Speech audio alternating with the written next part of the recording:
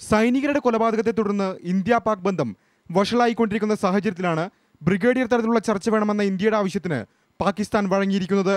നാളെ ഉച്ചയ്ക്ക് 1 മണിക്ക് പൂഞ്ചിലെ ചക്കന്താബാദിലാണ് ചർച്ച നടക്കുക.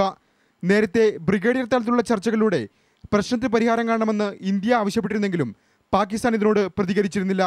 എന്നാൽ വെടിനിർത്തൽ കരാറിന്റെ ലംഘനം തുടരുകയും പ്രശ്നം പരിഹരിക്കാൻ ചർച്ചകൾക്ക് തയ്യാറാകാതിരിക്കുകയും ചെയ്താൽ ഇന്ത്യ മറ്റു നടപടികൾ ആലോചിക്കുമെന്ന് വ്യോമസേനാ മേധാവി NAK ബ്രൗണി കഴിഞ്ഞ ദിവസം പാകിസ്ഥാന് മുന്നറിയിപ്പ് നൽകിയിരുന്നു.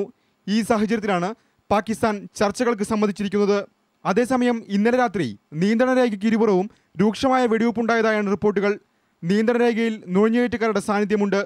രൂക്ഷമായ വെടിവെപ്പിനിടെ 7 പേർ നുഴഞ്ഞുകയറാൻ ശ്രമിച്ചതായി പ്രതിരോധ മന്ത്രാലയ വക്താവ് കേണൽ RK പട്ല പറഞ്ഞു. എന്നാൽ കൊല്ലപ്പെട്ട ലാൻസ് നായിക് ഹേമരാജിന്റെ ശിരസ് വീണ്ടെടുക്കണമെന്നാവശ്യപ്പെട്ട് ബന്ധുക്കൾ ഉപവാസം തുടരുന്നു. കുടുംബാംഗങ്ങളുമായി ചർച്ച നടത്തിയ ശേഷം RLD നേതാവ് ജയന്ത് ചൗധരി ഉപവാസം അവസാനിപ്പിച്ചതായി പ്രഖ്യാപിച്ചിരുന്നെങ്കിലും ഇക്കാര്യം കുടുംബാംഗങ്ങൾ നിഷേധിച്ചു.